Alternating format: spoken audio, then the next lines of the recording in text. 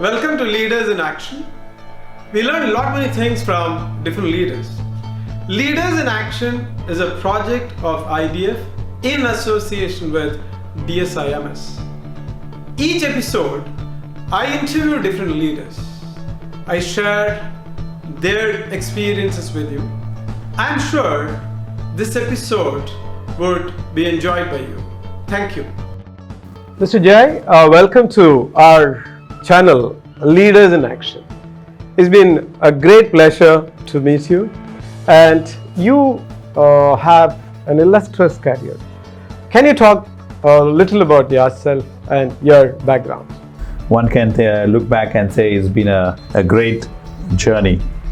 And it all started off when I was asked by Mr. Rajaram, who founded this accounting firm in Botswana, are you prepared to join me when you finish your CA?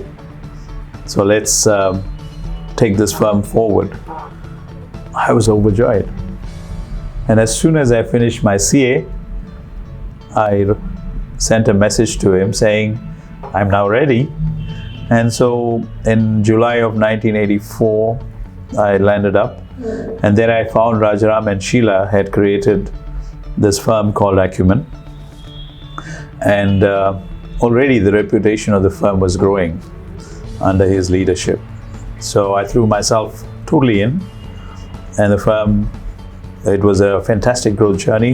And 1992, I think, when we felt that we needed to upskill ourselves and take ourselves into a higher plane, because that's what the clients needed. And so that's when we approached Grant Thornton and said, we would like to be affiliated with you. And they looked at us, and we had grown to a large size within Botswana. And so they took us in. And so since 1992, it's been a fantastic growth story for the firm, and personally for myself under the leadership of Rajaram. So it's something which we can look back with pleasure, and it's been a blessing for myself too. Great. This is something we have been discussing in our interviews with a lot of leaders. How was your journey with your mentor under his tutelage? The first thing is you have to be thinking big. Nothing is impossible. And so when you go with that mindset, then you really want to go with everything that you have. And you can't do anything without the confidence and the courage saying you can make it happen. And when you have your mentor and leader looking that way, well, even if you don't think of it, you fall into that groove. And that's why it is so important to be having a great mentor. And that's what must teach you that as you come up in your life, that you have to play that role as you move forward, because you can be of service and you can mold the lives of very many when you yourself become a great leader and a mentor. So I think that's what was the important aspect that I got. Now, when you get onto a journey, now you need to be focused. You need to be looking long term. And that's what helped me, because when I set my sights and I said, we are going to grow the firm together, and we are going to really dream high and achieve high. So when your long-term vision kicks in, then you dedicate yourself, because that's the only way you can achieve a great dream. And working hard without any boundaries takes you forward. So I think that's what is most important in terms of the achievements that one can get to. Mr. Jai, you have been in Botswana for more than 30 years. Mm-hmm. And one thing I liked, your routing is very good. You have been working with an organization for a long time, which nowadays many youngsters loathe to do it. Now, having been in Botswana for more than 30 years, within your career life, what are the challenges you faced, and what are your milestones, if I may ask? I feel that any educational qualification a person gets is only a foot in the door, and everything else, your growth, your achievements, is all due to a person's personality. A person can study in the same institution, can get the same qualification, but when you look at it over the years, you find that one has grown more than the other. And why is that? It's because of their own personality. And it is that personality which determines your success. And now, this person might have different mentors. And if your personality and your attitude allows you to learn the best from each one of them, then you become a person to lead others. So I think as a personality development was one important aspect, and that is what guided me to be able to come up in life, and the attitude. I think a positive attitude is absolutely essential as part of your personality development.